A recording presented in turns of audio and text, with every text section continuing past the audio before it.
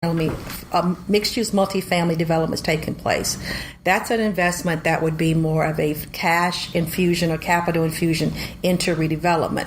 When we invest in people, we look at the nonprofits that are on the ground that are doing the heavy lifting in these communities, the educational first steps, the Readers to Leaders. In every one of our markets across not only Dallas, but across all of our markets, we have strategic nonprofits, relationships with nonprofits that are there in the community working with these families and helping to provide the social services that they need to help them to find access to the basics that they need to become have healthy lifestyles. Can you tell us some of those nonprofits that you work with most specifically? In terms of in which market? In any of your markets. Well, I'll give you an example. One in West Dallas that we've worked with, and we recently just had this Field of Dreams, is Mercy Street. Mercy Street is a faith-based organization. They've been there for several years, and it's an after-school mentoring program for the kids in the West Dallas community. We've been working with Mercy Street for over 10 years now, making investments that were initially tied to not only a capital or grant funds that we would do to fund their program, but also our employees have volunteered and been a part of that. Most recently, an investment that we made was for their Field of Dreams. If you haven't seen it, it's a 27-acre along the Hampton corridor. Yeah, absolutely. I drive by there all the time. You've got football, soccer fields, baseball. That was a collaboration between a lot of partners that came together with Mercy Street having the vision of how can we use these fields. There's no athletic complex around there. And here you've got the largest public housing development on the backside. You've got, African American, Latino communities, and what brings people together more than sports. So these fields are there that bring a new life and energy and synergy to that community, and also provides an opportunity for the kids of those communities to have access to healthy sports complex where they can come out and play soccer and football and baseball. So that was a major investment that we made in terms of capital. Yeah, I know the Rangers Foundation is over there too, and so I wanted to say thank you for all your investment in that, because we, with one of our other clients, Walmart, got to take some of the kiddos from the Rangers Academy. So you've been out there. And so we took them we've been out there, we took them to a game, and wow, what a great place to be for all these kiddos. So it's a really neat place. So thank you for your effort and the effort of your colleagues to make that place a reality. Well, we love the relationship. We just had the ribbon cutting, and just to be out there to see it. My grandson actually plays on the soccer field. Oh, cool. So to see him out there and know the story behind the story is really very refreshing to see that as well. This is Deconstructing Dallas. We are chatting with Effie Dennison of Texas Capital Bank. We will come back and talk a little bit more about further investment in Southern Dallas. What are the opportunities? What are the challenges? We will be right back after this.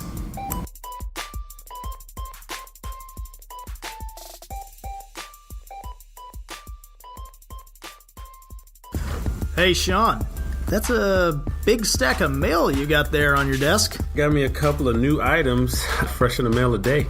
Oh, well, do tell.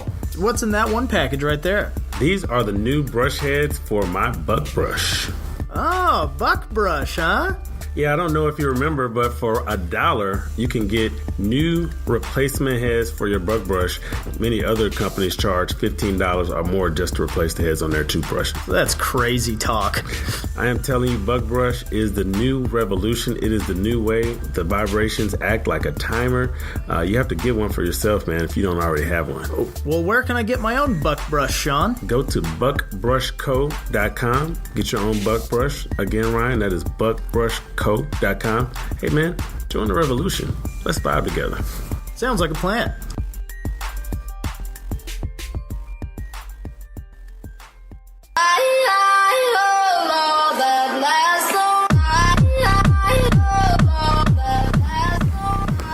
Welcome back to Deconstructing Dallas. We are with Effie Dennison, the Senior Vice President of Community Development and Corporate Responsibility at Texas Capital Bank. Effie, I wanted to talk about the Mayor's Grow South Investment Fund. When I worked in Mayor Rawlings, that was one of the things that was introduced early on, and it's taken a while to get to the point to where the fund is ready to invest in deals, to find good deals in Southern Dallas to invest in. And so can you talk about Texas Capital Bank's involvement with the fund as it stands today? Absolutely.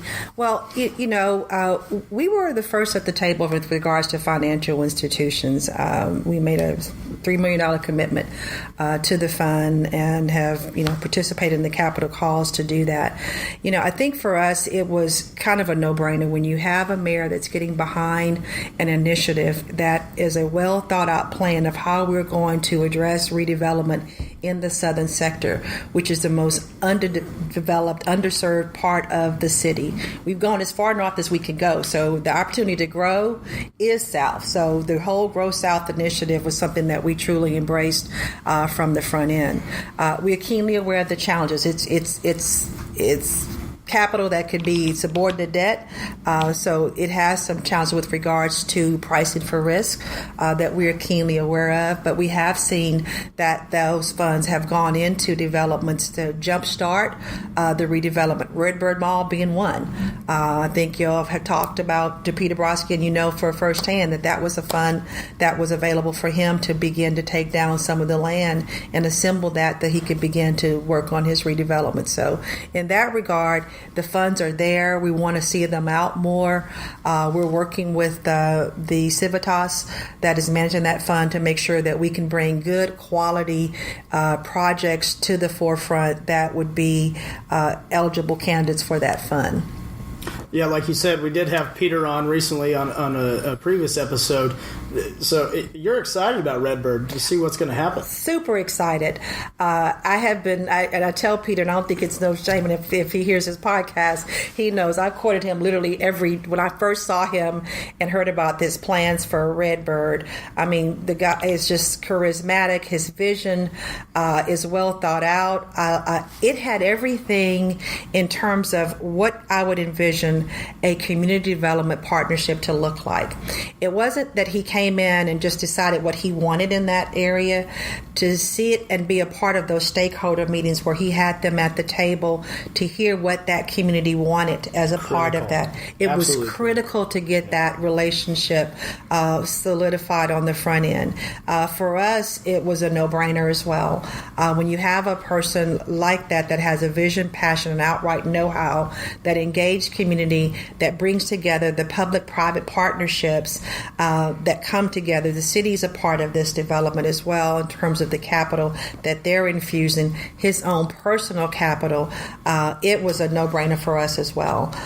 First opportunity for us was the Starbucks. So we are super excited. That is exciting. It's almost ready. See, it's the catalyst, another catalyst initiative, just like we did with Trinity Groves. So here we go again. So this is the first of the development for the Redbird that they wanted to jumpstart and do that. So we're just about ready for that grand opening. Yeah, it seems, hats off to Starbucks for going down there and planting a flag early and being one of the leaders, corporate, neighbor leaders. I think there's a big opportunity for other companies to go down there, plant their flag, put their brand up on the outside of the building and say, hey, we're here, we're committed to this community. So I'm going to share with you something that we did. Last year, I guess in December, we did a tour, and I had members from our Community Development Corporation board that were on, a mobile coach that we had out here, and a lot of our senior executives. And I called it Dispelling the Myth. Because of the misperceptions of what the southern sector is.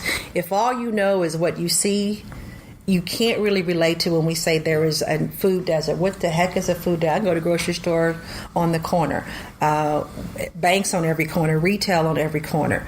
But until you see it firsthand. So we did a tour of all of our strategic investments from the Trinity Groves to the Mercy Street to the Davis, the Weekly Homes over in the Bishop Arts. And then right when we left from Bishop Arts, we hit 35. And when we turned right on 35, I didn't ask them what they saw. I said, what do you not see?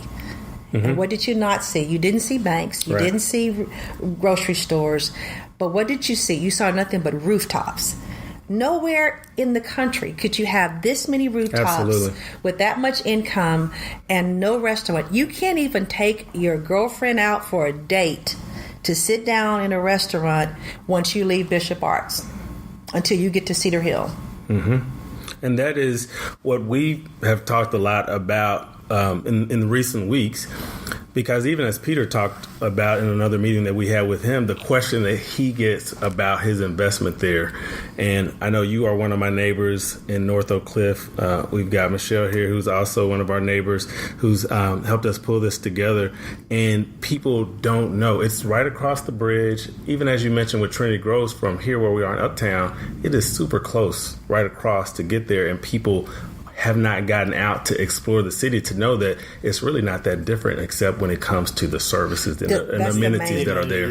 Yeah. But the quality of the housing, the aesthetic of the neighborhood, the mature trees, the parks that we have there, the quality of life is there, but for grocery stores and services. They're coming, if you look at what's taking place along that Fort Worth Avenue corridor, where they're building retail now, it's coming. But it's taken all of this time. We're now almost in the 8th year of the Grow South plan to encourage development. But to hear some of the perceptions that people have of what the southern sector is and isn't, and being able to dispel that and show them what it can be and should be for quality of life for residents, not just those that are affluent, but for all people of the city.